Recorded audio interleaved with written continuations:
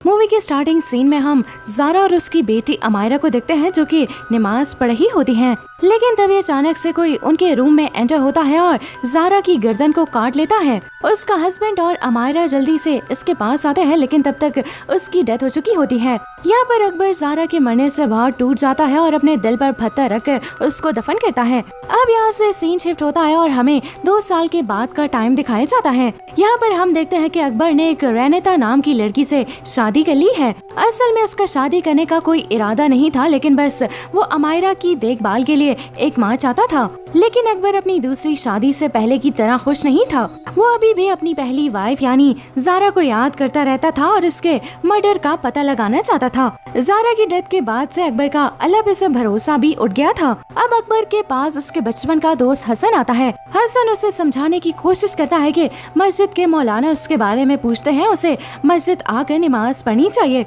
जिस पे अकबर चिढ़ जाता है और हसन पे ही भड़क जाता है। अब हसन वहाँ से चला जाता है। फिर हम अकबर की वाइफ रैनेता को देखते हैं। यहाँ पर रैनेता सोने वाली होती है, लेकिन तभी वॉशरूम का दरवाजा अपने आप ही खुल जाता है। आवाज सुनकर रैनेता वॉशरूम में चेक करने के लिए जाती है कि वहाँ कौन है, लेकिन तभी उसके करीब से अकबर गुजरता है और उसे सोने के लिए कहता है। यहाँ पर रैनेता भी वॉशरूम में ही थी कि उसके पास मोबाइल में एक मैसेज आता है। वो मैसेज अकबर का ही होता है कि उसे आने में थोड़ा वक्त लगेगा। ये देखकर रैनेता परेशान हो जाती है कि उसने अभी तो अकबर को देखा था, इसीलिए वो भागती हुई रूम में चेक करने के लिए जाती है, लेकिन अकबर उसे कहीं भी नहीं दिखता। अगली सुबह रैनेता नाश्ता करते हुए कल रात के बारे में अकबर को बताती है। वो ये भी बताती है कि कल रात मैंने तुम्हें देखा था और उसी वक्त तुम्हारा मैसेज भी आया था। फिर रैनेता अकबर को वो मैसेज दिखाने लगती है, लेकिन वो मैसेज उसके मोबाइल से गायब था। अब यहाँ पर अकबर उसे ये वहम बताकर इस बात को नजरअंदाज कर देता है। फिर सीन शिफ्ट होता है और हमें हसन और मौलाना को दिखाया जाता है, जिसमें हसन मौलाना से अकबर की कंडीशन के बारे में डिस्कस कर रहा होता है। वो बताता है कि अकबर अंदर से बहुत टूट गया है और उसका अल्लाह पर से भरोसा भी उठ गया है। फिर मौलाना उसे कहते हैं कि वो कुछ टाइम बाद अकबर का हाल पूछने जाएंगे। उसके बाद हम देखते हैं कि अकबर पहाड़ों पे है और उसके सामने ज़ारा है। यहाँ पर अकबर उसे देखकर बहुत इमोशनल हो जाता है और उससे पूछता है कि आखिर तुम्हें किसने मारा है, जिस पे ज़ारा उसे कहती है कि अभी तुम ये नहीं जान पाओगे, वक्त आने पर तुम्हें सब पता लग जाएगा। और तभी एकदम अकबर की आंख खुल जाती है, यानी ये बस अकबर का सपना था। अब ये सपना देखकर वो बहुत ज्यादा डर जाता है और उसकी सांसें भी तेज हो जाती है। फिर रैनेता अकबर को संभालती है। इसके बाद अकबर वॉशरूम में जाता है और अपना मुंह धोता है। तभी हम अकबर के पीछे एक साय को भी देखते हैं।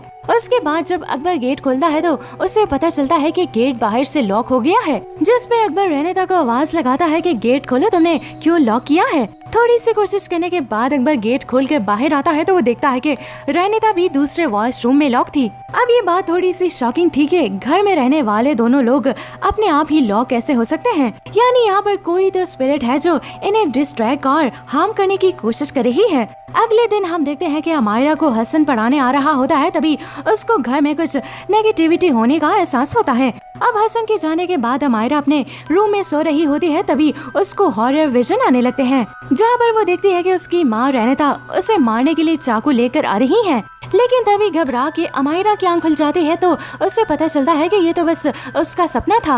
यहाँ पर खाना खाते हुए अकबर जिक्र करता है कि वो कहीं बाहर जा रहा है तो रात में लेट घर आएगा। अब उसे शाम अमायरा खेल रही होती है, तभी उसे रैनेता की चीखने की आवाज सुनाई देती है। वो भागते हुए जाती है और देखती है कि रैनेता पोजेस्ड हो रही है। ये देखकर अमायरा बहुत डर जाती है और फौरन हसन को कॉल करती है, जिसके बाद हसन जल्दी से घर आता है और सीधा रैनेता के कमरे में जाता है। यहाँ उसे पता चलता है कि रैनेता की बॉडी किसी डेविल ने पोजेस्ड की हुई है। वो डेविल रैनेता के अंदर से बोलता है कि मुझे इस औरत की रूह चाहिए। लेकिन तभी हसन फौरन प्रेयर्स करता है और रैनेता बेहोश होकर जमीन पर गिर जाती है। एकदम अकबर भी घर आ जाता है और हसन को अपने वाइफ के कमरे में देखकर शक करता है कि वो उस पे गंदी नजर डाल रहा है। और ये सब बोलते हुए अकबर हसन को घर से बाहर निकाल देता है। सीन यहाँ से शिफ्ट होता है और हम रैनेता को देखते हैं जो किचन में बर्तन धो रही थी। तभी प्लेट्स अपने आप खिसक जाते हैं, जिससे रैनेता बहुत डर जाती है। वो वहाँ से भागने लगती है, लेकिन कोई इसका पैर पकड़ लेता है, जिससे वो जमीन पर गिर जाती है। उसके बाद वो अकबर को बताती है कि उसने यहाँ किसी को देखा है और वो उसे इस घर को छोड़कर चलने का कहती है, लेकिन अकबर उसकी कोई भी बात नहीं मानता और कहता है कि अगर यहाँ पर कोई भूत है तो वो सिर्फ तुम्हें ही क्यों दिखाई देता है। फिर रेनेता उसे वॉशरूम वाली रात के बारे में याद दिलाती है जहाँ वो दोनों अपने आप ही बंद हो गए थे। अब हम देखते हैं कि अमायरा रेनेता को आवाज देते हुए उसके कमरे में जाती है। वहाँ वो देखती है कि रेनेता हेल्पलेस जमीन पर पड़ी हुई है। वो उसके पास जाने लगती है, लेकिन रेनेता उसे अपने पास आने से रोकती है। यहाँ पर अमायरा भागती हुई जाकर अकबर को उठाती है। जब अकबर आकर देखता है तो रेनेता एक डेविल से पोजेस थी। अकबर रेनेता को उठाकर कमरे में लेकर जाता है, जिसके थोड़ी देर बाद सब कुछ वापस नॉर्मल हो जाता है। अब अकबर मौलाना के पास जाता है। फिर मौलाना उसे कहते हैं कि अगर कोई ये बोल रहा हो कि उसने भूत देखा है तो या तो वो झूठ बोल रहा है या तो उस पे किसी बुरी शक्ति ने कब्जा किया हुआ है। अब हमें रेनेता को दिखाया जाता है जो घर पे अकेली होती है और उसके पास अमायरा आ रही होती है, लेकिन उसके अंदर एक डीवल दिखाई देता है जिसे देखकर वो बहुत ज्यादा डर जाती है। अब कुछ समय के बाद हसन और कमाल उसके घर आते हैं और उसे कहते हैं कि तुम्हारी वाइफ के डेविल को काबू करने के लिए हमें मौलाना ने भेजा है। उसके बाद रेनेता लेटी हुई होती है और हसन और कमाल प्रेयर स्टार्ट करते हैं, लेकिन तभी रेनेता जाग जाती है और कमाल की गर्दन को पकड़ लेती है, लेकिन हसन अभी भी प्रेयर्स पढ़ रहा होता है।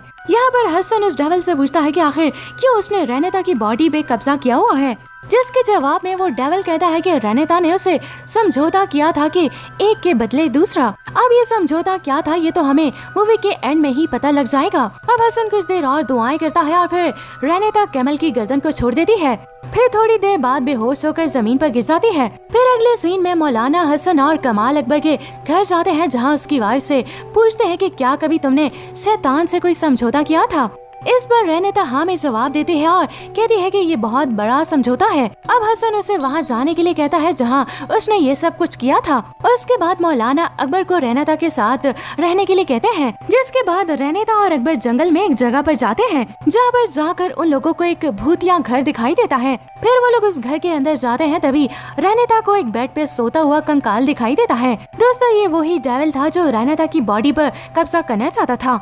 वो डेविल उसे पकड़ लेता है और पूछता है कि आखिर उसने डेविल की बात क्यों नहीं मानी और क्यों उन लोगों को घर में नमाज पढ़ने दी। अकबर आवाज सुनकर भागता हुआ आता है, लेकिन तब तक तकरीबन डेविल ने रेनेता को मार दिया होता है। अब रेनेता अपने आखिरी वक्त में थी तो वो अकबर को सारी सच्चाई के बारे में बताती है, जिसे जानने के लिए अकबर पिछले 2 साल से परेशान था। दोस्तों हमें यहाँ पर एक हैरानी की बात पता चलती है, जिस पे रेनेता कहती है कि ज़ारा का कत्ल उसने ही डेविल से कहकर करवाया था। और अब हम एक फ्लैशबैक देखते हैं जिसमें रेनेता एक लेडी से अपनी प्रॉब्लम डिस्कस करती है, जहाँ रेनेता बताती है कि वो अकबर से बहुत प्यार करती है, लेकिन उन दोनों के प्यार के बीच एक दीवार है और वो है ज़ारा। उसके बाद वो पूछती है कि क्या ज़ारा को डेविल से मरवाया जा सकता है जिससे मेरा रास्ता आसान हो जाए, जिस पर वो औरत कहती है कि एक रास्ता तो है लेकिन वो बहुत ज्यादा खतरनाक है और एक शैतान है जिसे गर्म जगहों का शैतान कहा जाता है। तुम उससे अपना ये काम करवा सकती हो, लेकिन तुम्हें भी उसको बदले में कुछ देना होगा और अगर तुमने ऐसा नहीं किया तो वो शैतान तुम्हारे जिस्म पे कब्जा कर लेगा। ये सब सुनकर अकबर बहुत ज्यादा टूट जाता है। तभी रेनेता के जिस्म पर वो डेविल कब्जा कर लेता है और अकबर पर हमला कर देता है। अकबर मरने ही वाला होता है, लेकिन तभी हसन और कमाल वहाँ आ जाते हैं और अकबर को बचा लेते हैं। फिर वो दोनों दुआ पढ़ के उस डेविल को जलाकर खत्म कर देते हैं। मूवी के एंडिंग सीन में हम देखते हैं कि सभी लोग भागते हुए अकबर के पास आते हैं, जो कि अब ठीक था। और इसी के साथ ये मूवी यहीं पर दी एंड हो जाती है।